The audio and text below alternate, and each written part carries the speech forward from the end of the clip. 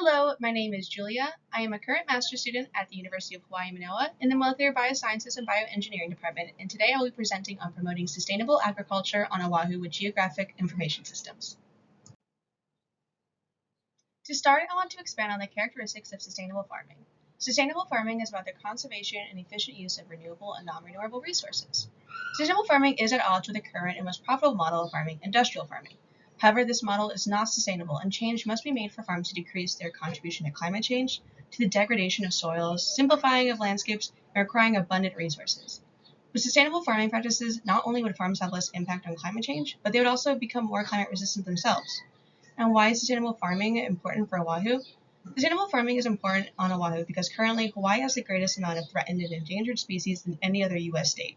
Additionally, the native flora and land have great importance to Hawaiian culture and lives. Native ecosystems must be conserved in the face of industrial farming and climate change. For this project, 3 indicators were chosen and designed for our system.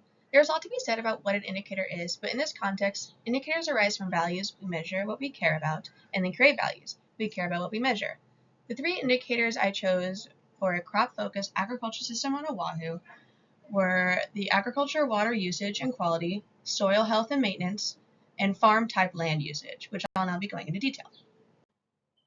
To illustrate the process of choosing and designing an indicator for this system, I will go into detail for the water geospatial data portion. The focus of this indicator is the efficient use of a renewable resource, and it's influenced by contamination and water control efforts. For the data for this indicator, I would be focusing on groundwater and irrigated water, since that's what is used for crop agriculture.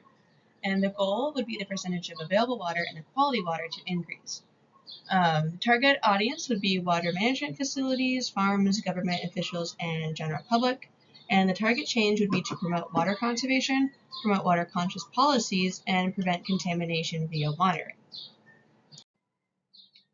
The ideal data for water geospatial data would be to look at monitors surveying water usage and pollutants found in waters, and then to get vector data to label wells, management facilities, farm, and anywhere this groundwater irrigated water would be found.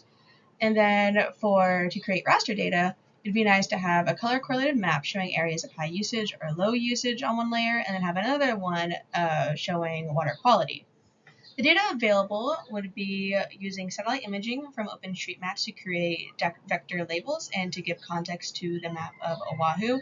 Additionally, there are water monitors by the Hawaiian Department of Land and Natural Resources to create the raster layer. And as you can see, that is on the right. However, this is in vector form, so there would need to be data conversion to create this into a raster layer.